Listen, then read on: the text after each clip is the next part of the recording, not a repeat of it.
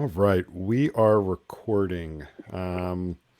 So Jason, for those of our listeners that are tired of just hearing you and I ramble on just by ourselves and whatnot, we actually have a special treat the next couple weeks. We have a guest joining us for the next couple weeks to talk about optimization. So I can hear the sighs of relief now that they actually have a different voice to hear It's like we are on this so show. sick of hearing from Jim and Jason. But Yeah, this introduces a new logistical challenge. why is that? Well, when you introduce our guest, I think people will see why this is going to be. We're going to have to work out our Very flow true. here. Yeah, all names begin with J's. So joining us this week in the next couple of episodes is Jason Boal, who is principal analyst and optimization strategist here at 33 Sticks, to talk about optimization programs. And today we want to talk about, how do you stand up an optimization program? So let's start from the beginning with that on the topic. But before we dig into that, Jason, welcome. So Jason Boal, welcome. See, Thank you. Thank you. that's going to be that's going to be the I logistical know, challenge. I know, and that's why I did that on purpose. Thanks for taking the time to chat with us today. So before we get into our topic at hand, one of the things we like to do when we have people join us is tell our listeners a bit about yourself, like how you got into this space, working with optimization programs, A/B testing, and whatnot. Tell us a bit about your journey. Yeah, sounds good. First of all, thanks for having me. I'm, long time listener, first time participant. So this is fantastic. Looking forward to the next couple First time weeks. caller. Yeah, first time caller. Anytime we talk about optimization is fantastic. But first, I have to say I'm in a fantastic mood today as well. So I'm representing North Allegheny lacrosse today. Both my sons are on this team. So I have a senior. He's what's called a long stick defensive midi, and I have a freshman, and he's more like an offensive guy. But they're both playing down. And this is the first playoff game in Western Pennsylvania. So in the playoffs this year. So and I've coached both these guys. I don't know if you see this, but here they are. I've coached both of them for since they were in kindergarten, all the way up through eighth grade. So and then everyone on the field tonight, all the players from like the 12th grade, I've coached them for the last couple of years. So I can't talk about myself without talking about my kids. And lacrosse is just a fantastic sport. So I'm excited about tonight. But enough about that. How I got into this industry is it's actually an interesting story.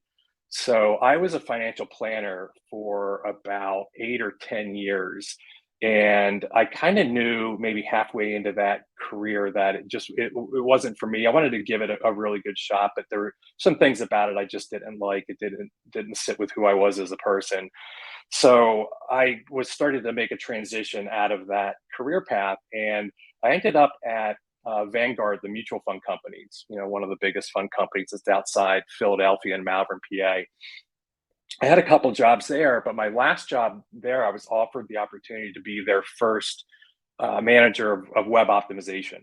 So, talk about like standing up a program. That was the first job I had in this space. We were standing up a program. So that I did that for a couple years, and that was a really nice introduction into this whole space. Picked up some different tools and in processes and things like that. From there, I took a move out to Pittsburgh, and the Dick's Sporting Goods is right outside the airport, the headquarters of Pittsburgh, and I led the optimization program there for a couple of years. Large retail e-commerce space. Another great experience. They had a fantastic team there, so much fun. And then after that, I ended up at Merkle, which is a large agency. So I switched over to the agency side, worked with a lot of really nice clients there, and then I met Jason through a mutual friend of ours, Mr. Brian Hawkins. Brian and I worked together at Dick's Sporting Goods. He was a consultant there, and I really liked what he was doing and his approach. And so I got really lucky for Brian to introduce me to Jason, and hey, they're looking for someone to help out with optimization, and I thought it was I think Jason and I kind of both agreed it was a perfect fit. So I've been with 33 Sticks for, I mean, I don't know, over 3 years now, but I don't count the days because it's all so much fun. It's really it's a great group here, and I just love what I do. So yeah, well, that's a little bit about me. And we didn't prep Jason to like, give us props or anything. That was just pure as pure could be. Yeah, that's Nope, how I we did feel, man. not. That's how I feel. Yeah. Jim, do you have a list of questions? Because once I get started, like I'm gonna just be like blah blah blah blah blah blah blah blah blah. Yeah. So, Yeah. I mean, like my questions are really just based on getting the conversation started. So I really, where I kind of want to just start is like, and Jason, you actually bring up a good point with your experience with Vanguard and actually like standing up a program there and kind of being on the forefront there. What was involved with that? And in general, what do you see what are some of the key first steps in getting a program stood up? Yeah, I mean that's a great question, and it's not only like standing up a program, but also maintaining the program, right? So making sure there's some legs behind it. I think the most important thing is the people. Um, you need the right people in place, and I don't necessarily just mean the people that are doing the day to day, the tactical work. You need an advocate at a pretty high level within the group, and that advocate helps with funding, helps with hiring, but you need someone to champion at a high level the cause, and then to also like bring their peer group in. Um, and I'll give you an example of where that really I saw that very clearly, and that was at Dick's Sporting Goods, and um, just had some great advocacy all the way up to like some of the vice presidents there, and that spread down to the directors who we did a really cool gamification concept which we can talk about at some point. Um, but it spread down, and the team was built, like a permanent team was built out of the right people. So I think it comes down to having the right advocate in place, and then you can build your team from there. So the culture is super important to make sure you got the support you need, because it's not easy work sometimes. in thinking about standing up an optimization program, is part of that process thinking about where that program should live within organizations, or has that decision already been made and then we go and build it? That's a great question, and I think it needs to be thought through a little bit before the program is stood up. Because I've seen optimizations programs in the marketing section. I've actually seen them in the IT section, in the business. So, and it does make a difference. And I'm not necessarily sure it's a one size fits all. I don't know that there is a perfect answer, like it should always be in this. And I think that depends upon the culture and the company, and how it's set up. But it definitely should be thought through, because if it's in the wrong spot, it's really hard to get a lot of cross-functional buy-in, and you'll lose some things. You'll lose like test ideation opportunities, and key things that help drive the program and keep it moving.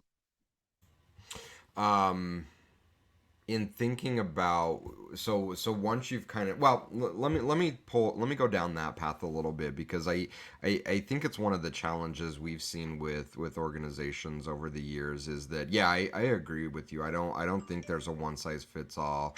There definitely needs to be thought put into, for our organization, where should it live. But let's talk maybe pros and cons a little bit. Are you able to share kind of, hey, when we've seen it live in marketing, here's the good stuff, here's the bad. When we've seen it live in engineering, here's the good, here's the bad. Yeah, for sure. And I guess I'll bring in some of the dev work, because dev is so important in optimization. You really need someone who's strong on the development side. And I'm not saying like the optimization program like resides in the IT department. What I'm saying is, if it let's say it resides in the marketing department, and you see all these tools out there for optimization, they have these WYSIWYGs that you can go in and easily build an A/B test and launch it in 5 minutes or whatever. Um, that's not always the right thing to do. So because there's so many moving parts to sites. I'm not saying don't use WYSIWYGs when they're appropriate, but it can be dangerous at times. I see a lot of downside to just kind of handing over the keys and being like, hey, we don't need dev. And the reason I bring that up is I'm seeing a lot of some companies where they're just the IT resources are very restrained or constrained, like they're not available for optimization, and that's painful to hear, because some of the best tests that I've been a part of really did, there was really some cool dev work in there, and we made some fantastic things happen, saw some great results. So from the marketing department, obviously you can see, like the traffic coming into the site and trying to improve campaigns and things like that. But I think there's a little bit of a downside there. On the flip side, if it falls into, let's say, the IT side, I think you have the potential to lose some of the business input, because even yesterday, I'm talking to a product owner. I need to have those conversations to understand what the business is doing, to understand, is this a good test idea, and how will this test idea actually are there impacts beyond what I'm thinking of. So hopefully that those are a couple of pros and cons Yeah. about both there. That's great, and I think one of the things, marketing tends to be the dominant place where optimization lives. I think Sure. part of that stems from this kind of WYSIWYG concept, because it's such a sexy thing to sell, and so I think vendors know that marketers definitely want to test creative, to test copy, to test button colors, so it demos really well. Hey, marketer, you've always wanted to do this. Now you don't need IT's help. You don't need an optimization strategist. You can go in and just click and do things. And I think that's great, getting the marketing team kind of excited and bought in. But as you've seen, so we've kind of talking about standing up an optimization program from scratch. How often do you see it, not necessarily from scratch, but maybe marketing has reached the ceiling of what's possible, and they're like, we want to do so much more, but we've kind of done everything we can do with WYSIWYG. So how much of it is standing up versus saying, okay, now we need to maybe transition ownership to a more optimization focused team? Yeah, that I have worked with some clients who have plateaued.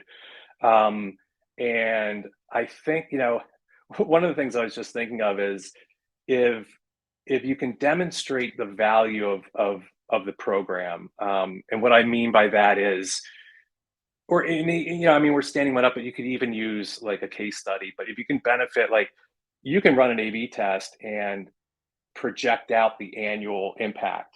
Let's say the annual revenue impact of a test winner, right? So we run an A/B test, and I think when leaders see that, they would be more inclined to put some more resources in the program. And those resources, as I mentioned, I do think one of the most important resources behind an A/B testing program is a strong developer. I've seen it, like I've been on the client side, on the agency side. I just think I think that's so important. But you really need to show, like, why would the company invest that money there? Because the companies are redesigning sites. All these things are changing, and a lot of times we see these IT resources are just, they're locked and loaded in this one specific area. But, like, from an optimization standpoint, raise your hand and say, hey, this test could generate $12 million in estimated annual impact. So yeah. So let's talk about that a little bit. Whether we're talking about standing up a program from scratch or helping elevate an existing program, have you noticed kind of commonalities between the why? Why are companies doing it? Is it, well, everyone else is doing it, well, we want to increase revenue? Have you seen some common themes on why companies are interested in investing in optimization? Yeah, I do, and one of them kind of goes to the point I was just talking about, where the dev resources are taking up, are already taken up and accounted for. So someone like I come in as an optimization manager, and I'm tasked with driving revenue, or increasing a metric. what are ways to do that where I can do it quickly? And one of the ways to do that is through A/B testing, because it's a quick test and learn iterative process. So I think when I think the commonality there is you have a culture of they're willing to fail, they're willing to test and learn, they're willing to iterate.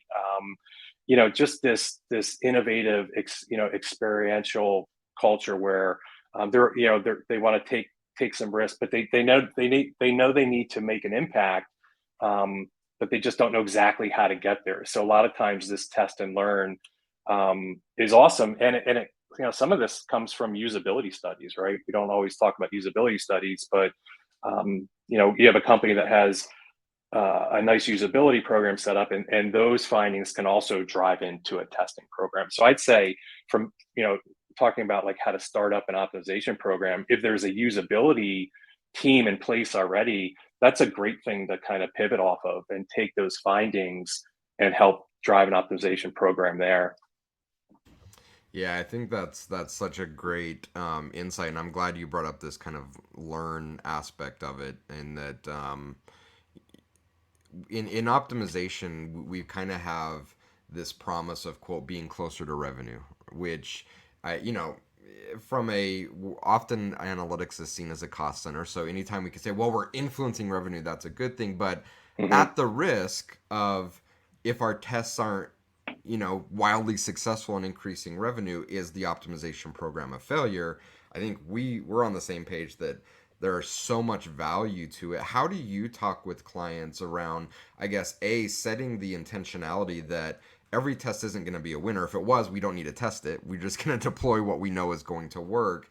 And B, helping them understand that the value, yeah, sure, it's great when we hit a home run and we really increase revenue or conversion, but how do you help them understand that the real long-term value is that these programs, when stood up right, really increase the velocity of our learning? Yeah, and I mean, Jim and I we were just on a call a little bit ago, an internal call at 33 Sticks, and we're doing some knowledge sharing, and this exact topic came up, and it's I think the industry win rate is 20-25%. So win rate meaning I run a test, I have a key metric, and that metric reaches statistical significance. So, but that doesn't happen a lot. So what's really cool, and this goes back to like how to stand up the program, um, and people, in my opinion, you really need someone who's just an all-star with data. It's someone who can look at the data and come up with test ideas. But not only that, when a test is over, if there's no clear winner, there's tons of learning opportunities if the right people are in place and on the team. And an example is, we run a test, we're trying to increase add to cart conversion rates, right? So we want more people to add to cart, we want to increase that conversion rate. The test didn't reach significance, but we got this really cool learning that this page is too cluttered, right? These things on this page don't make a difference. They're not driving anything significant. In fact, they're cluttering up the user experience. So that's a great example of, we don't have a test winner, and I can't say, oh, this test generated $5 million of lift, but this is what we learned, and this is what users really want: a cleaner page. They want to be able to get to the details a little easier. And it is all about, it's got to be about the bottom line, but it also has to be driven by the customer experience. Like, we really want to make that seamless and and painless. So yeah, those learnings are super important. Super important. Um, so one of the things that we talk about in building a business, and I've talked about with the team, and Jim is probably tired of hearing about it, is that we often discuss topics that are not relatable or pertinent to where we're currently at today. Meaning, we're having discussions and we're like, well, why are we talking about this? Well, we're talking about this because when we double our team size or we're working on more complex problems in the future, I already want to have a framework in mind for how we're going to solve it rather than trying to scramble to solve it in the madness of us being in a different place now. So, to that point, whether you're building an optimization program from scratch or trying to reboot one that's collecting dust on the shelf, What things would you advise people to think about to kind of future proof their practice that may not be pertinent today, but as the practice grows and becomes more viable, what things should they be thinking about today so that the program doesn't become at risk tomorrow when it gets big? I think it's all about the process there. I think that the process from front to back end should be scalable. You know, it's you do have to think like, hey, you know, we're ramping up this optimization program. Okay, yeah, we just ran one test. It was, yeah, it was great. But you know, a lot of companies want to get to, and I'm smiling because there's that quantity of tests versus quality of test discussion, which we could have at some point, Jim, maybe next week or a week down the road. But Are you trying you know, to where are you trying companies to trigger me here?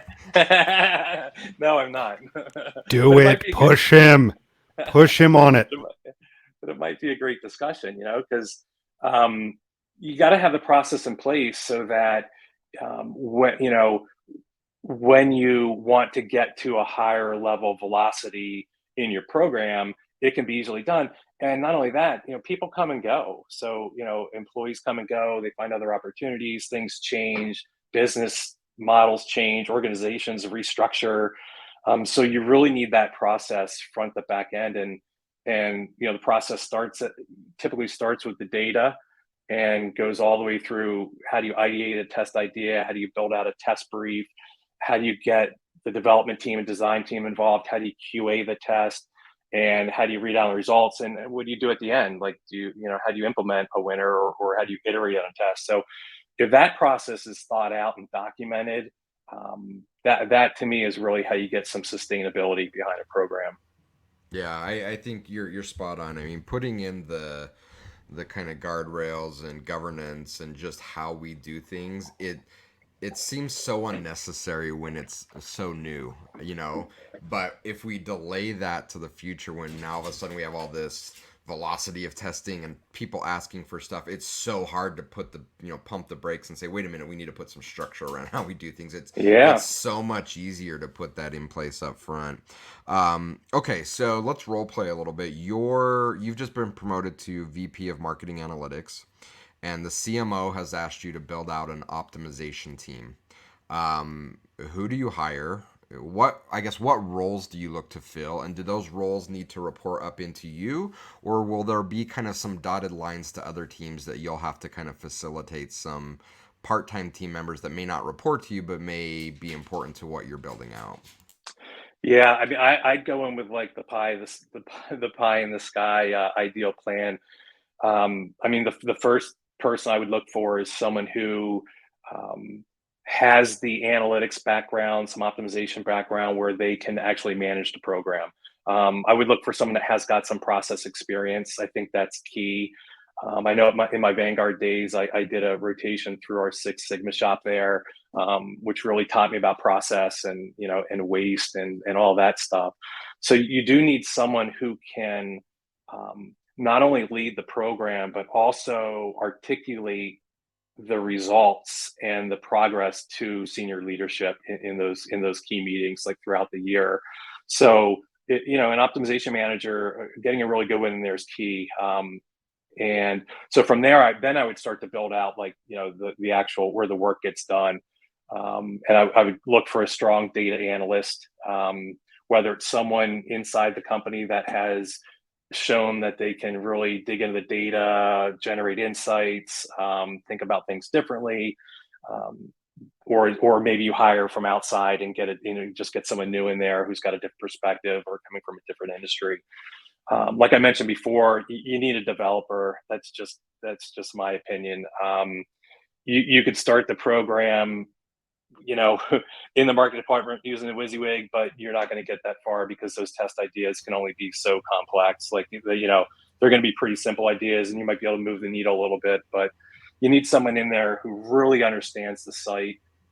Should that developer be a Martech developer on your team, or can we use someone part time out of our front end dev team? Like, do you have an ideal? That's a great question. You know, I don't have an ideal because I've worked with amazing developers on both sides. So someone who was was dedicated and reported up through the IT side, and then someone who was dedicated and reported up through the marketing side. And I think it just comes down to more of the culture and how that dotted line approach that you mentioned earlier, but the advocacy. Like, so if it was a developer in the IT side, I'd want that person as a manager or the director or the vice president there to really be an advocate of the program, so that if the CEO comes to me and says, hey, we have this test, we're seeing some weird data here, let's just test like next week, I need to know that like I've got this dedicated resource for however many hours that can like jump on things and move quickly as well. So I don't think it matters where the person is necessarily. I would be more interested in the development chops. How good are they with with the development side of things. But certainly understanding the site is huge. I mean, Jason, we've been in countless conversations where we're working on an A/B test or project, and we run up against the wall because we don't know the site as well as the client knows the site, right? So, getting someone who knows the site extremely well is important. All right, let's kind of switch. Let's play another scenario. Now you're a principal strategist, and your friend Jim is now the VP of Marketing Analytics and is being asked to build out an optimization program. What early mistakes have you seen companies make that are standing up new programs that are avoidable, and you would advise Jim to be cautious of as he starts to think about building out his program? Yeah. So Jim, the first thing I would say is focus on the process, but more importantly is focus on the test ideation. I've seen a lot of programs stumble because the test ideas just aren't there. And so what I mean is, you may start your program and you have a couple good test ideas right outside the gate and everyone's excited, but then that well kind of dries up, right? So those test ideas aren't continuing to come in. And I'll bring up this one, not to get under Jason's skin again, but that velocity discussion. Not only do you need test ideas, you need good test ideas. You need quality ideas. I think Jason and I are on the same page where I'd rather have higher quality test ideas and fewer test ideas. I think that's much more important. But that being said, you need to prime that pump. You need to keep those test ideas coming in the front end of that process. That's your input, right? So, get someone, Jim, go hire someone who's in the data, who can, dig into each of your key pages and figure out what's going on there, and where's the fallout, and where are we losing business, where are some sticky points for the customer, and use that as a starting point for ideation. But the ideation has to be consistent. It has to happen on a constant basis, or you're going to stall out. Yeah, on that velocity topic, I think that so often happens because either it's a performance measure given to organizations, or just optimization organizations want to show momentum and that we're doing things. And so how important is it, let's throw the velocity discussion out, how important is it for a new optimization program to be thinking like marketers internally, meaning going out and helping get people excited, educate, share what this new program can do for UX, for product, for fill in the blank? Super important. And one of the ways that can be done is asking those people to come up with test ideas. Go have a discussion with them. Hey, if you could do any design you wanted on the website, what would you want to do? And I was really thinking of doing this design on the product page, but I'm getting some pushback. And those are if you can get some advocates throughout the agency, throughout your company, to help kind of drive that ideation, they're on board. And then they start talking to their peer group, and they're like, "Hey, I just, I submitted this cool test idea, and it was a winner, or we got a lot of learnings." And then, oh, how do I do that? And then to take it a step further, this gamification concept's really cool, where I know when I was at Dick's Sporting Goods, they did a fantastic job at this, but we would have employees submit ideas, and they would submit them, and we would throughout the year rank everyone on their not only ideas submitted, but really that we would pick what test they think would win. And so we'd keep like percentages and a scoreboard, and that That's cool. really drove, that drove competition. People were like into it, and yeah. Yeah, so let's talk about that a little bit more as we're standing up a new program. What sorts of things can we do to make it safe and accepted that we can take in ideation from anywhere in the company? Because, I have worked with companies where teams have been very, very, we own the site. We're UX, we own the site. You have no say. We're product, we own the site. You have no say. We're not interested in your ideas. But I will tell you, and it's one data point, but anecdotally, when I was client side running optimization for an online dating company, I set the culture that I wanted ideas from everybody in the organization. In fact, one of our most valuable tests that we ran was an idea that came from the lady that was the receptionist in our lobby. I love it. Yeah, I So love that.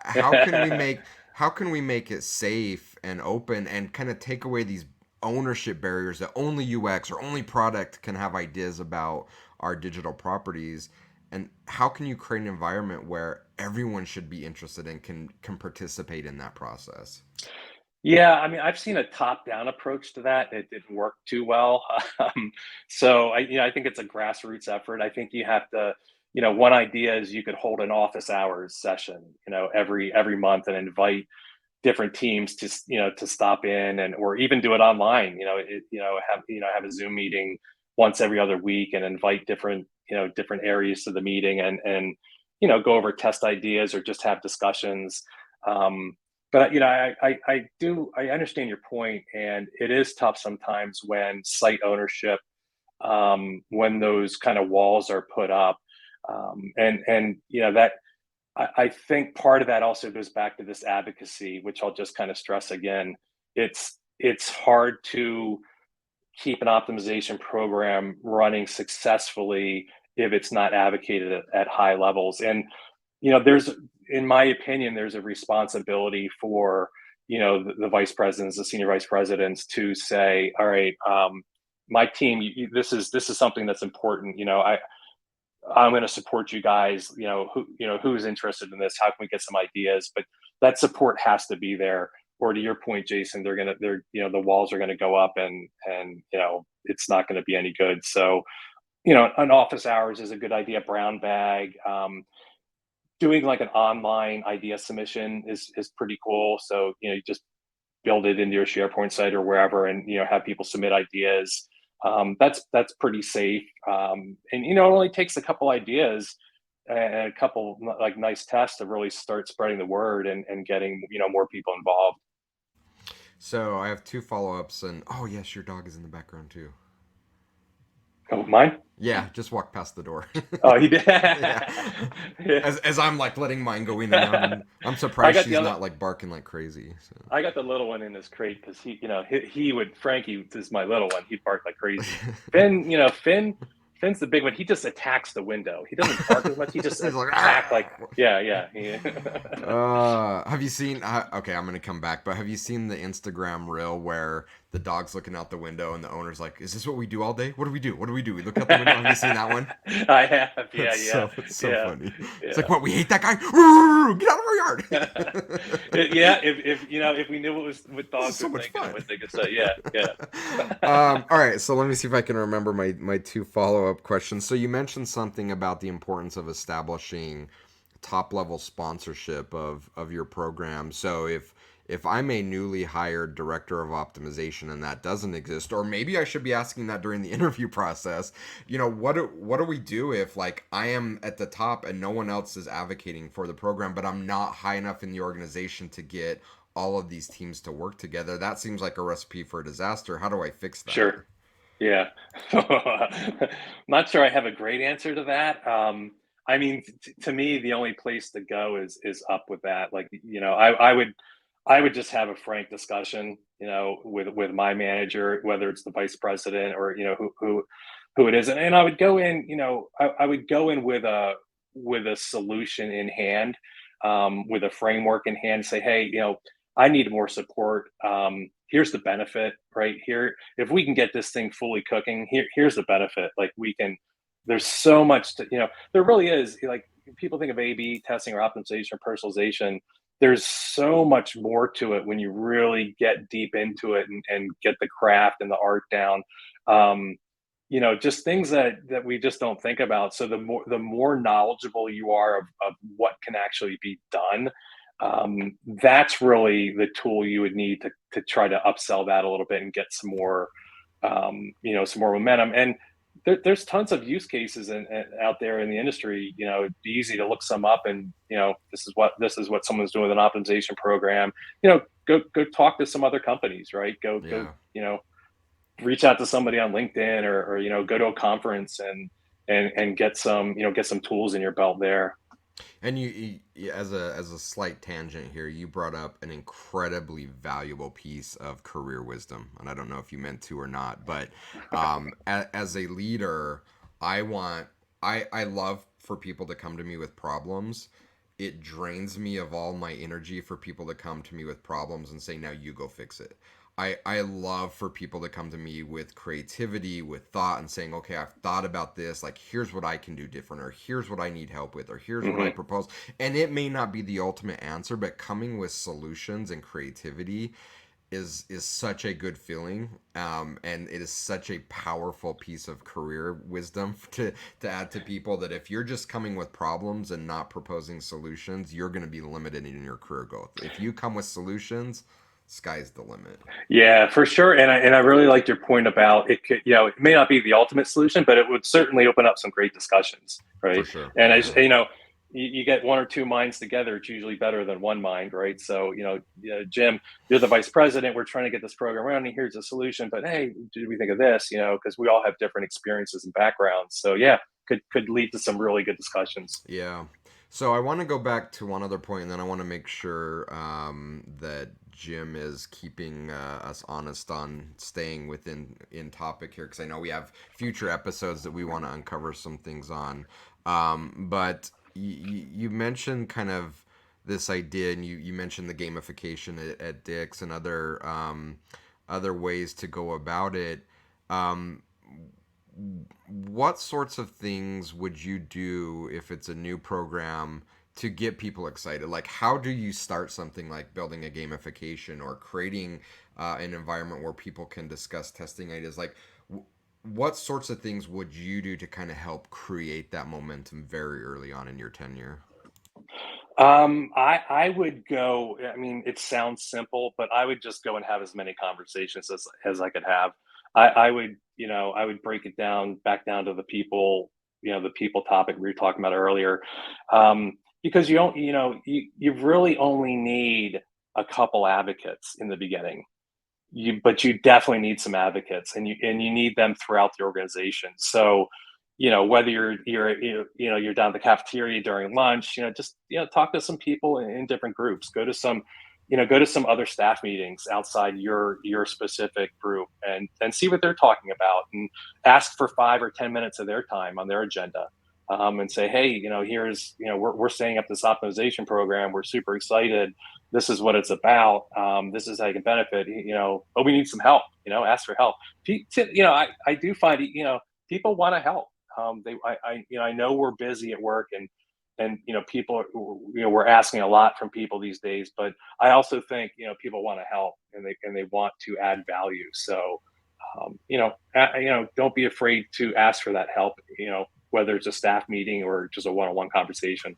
Yeah, I think that's a great point. I think people want to help. I think oftentimes they're put in positions where it's really difficult to help because they have no idea what they do, and they know what they do, but they don't know how what they do impacts the business or the customer. And that's where I think, in an optimization role, you sitting down with these teams and helping them understand how they impact the final customer can be so important. And to your point, empower them to become part of the process. And I also think it's just such um, a great exercise to do overall. And I, as an analyst, I would do that as well. Is I went and sat with the dev team. I went and worked in the call center for a day. And it's incredible how much that opens up our eyes to our role, but it also helps build those connections with teams and see things from a different perspective and help them understand what we're doing, where you have kind of this symbiotic relationship where it's really 1+1 is more than two. And that's where I think Yeah. magic really starts to happen in an optimization program.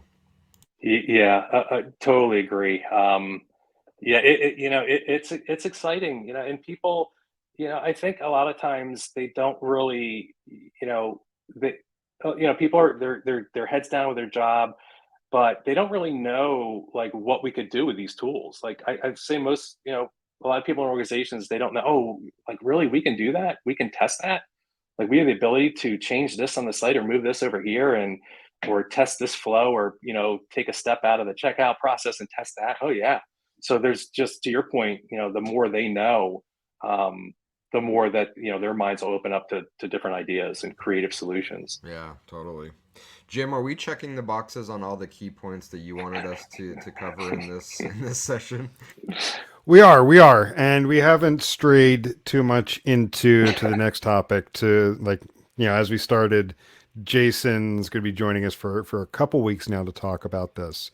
But to start wrapping us up on this topic, and also to serve as a bit of a bridge into to next week's topic, I'm going to continue my role as VP of Marketing and Analytics. And Jason, I'm going to come to you and say, okay, we just purchased this new A/B testing tool, Oh, regardless I of was just vendor. thinking about tools. Yeah, I love it. Yeah, so we just purchased this new tool. Their sales team has everybody in the organization, has my boss excited about it. We need to get going. I know you've been telling me about we need to slow down a bit, talk to folks, come up with an ideation process, all of those things. We need to start, capitalizing on the excitement. I get you want to do all of that. We'll get to it. I want us to jump in and just start deploying tests to show activity on this. So is that a question for you? Want some input on that now? Yeah, I just that was my feedback to you that we gotta get started, and we need to start deploying tests. We need to just jump right on in and start working with the tool. Yeah, because I was ready to start talking about like client server side tools with what tool do we pick, right? So because that matters, and who we have on board. But let's a lot of clients use Adobe Target, right? So let's just jump in there. Um, hey Jim, if we're going to run tests right away, we need to. Here's what we need to do. We need to dig into the data. It's going to take me about a week to pull something together. I need someone on dev here to help out. We need to get some dev resources to get into the tool. And I would also map out like here's the timeline, and here's when I think we can get something launched live on the site. And a best practice in testing is to estimate how long a test is going to run before we run the test. It's called a sample size count. And so here's when I think we can get the first test launched. Here's when I think we can have some results for you, and then get some feedback from you. Does that work for you? But we would definitely need the data to get some test ideas there. We could certainly pick some low hanging fruit, for some ideas from usability or something like that. But that's where I would start. Do you have any kind of quick wins? Let's say we're an e-commerce site. Do you have any kind of quick wins you would normally say we can go with to even avoid getting the data? By the way, Yeah, I I'm mean, trying to trap you here. well, I mean, yeah, I get it, but but you bring up a good point. Like we need to go where you want to test where the traffic is as well, right? So if you do, and there could be different things by a quick win, right? I mean, we don't want to rush something out, but at the same time, I'm not going to go test something on a page where there's very little traffic because it might take 3 months to get some results. So if you wanted a quick win from me and we really just wanted to get this going to do a POC and prove it out, you go somewhere where you got some traffic to the site where you can actually, make an impact and push the needle a little bit. It's not going to be on the homepage, in my opinion. It might be a little further down the funnel. So, okay. And that's where so next week's episode is going to be around what not to do. And you said a few things in there that it's like, yes, there are opportunities to get in and capitalize on the excitement an organization has, but you still need to think it through. You can't just, would you say it's a bad idea to just say, hey, let's take a few template tests that we've seen done in other places and slap them up and expect the same results? Yeah, I wouldn't say it's a bad idea. I would just say you want to customize it, right? You want to think it through a little bit from the standpoint of your business model and what your goals are, because someone else's test, it's not going to fit. It's not going to be cookie cutter, but it might give you some. I do love the idea of benchmarking, so it might give you some good ideas to think about and kind of pivot and create your own. But yeah, definitely not a great idea to say, oh, hey, Amazon just changed their button color, right? They're testing a new button color. Let's test orange, right? That's not going to match with your brand, and it's going to match with our brand. I love our brand colors, Jason. Another plug. But that's not going to work, right? So yeah, it's got little thoughts got to be put into there, Jim. This has been awesome. This has been awesome. I think we haven't talked a lot about optimization on the podcast, and my mind is like racing of all the questions, and I'm trying to be respectful to Jim having kind of built out the structure for the multi-part series with you, Jason. So I'm trying to keep my questions focused so Jim keep us honest, so I'm not drifting too far off. But this is such an important topic, and I'm glad that you were open to joining us for this series.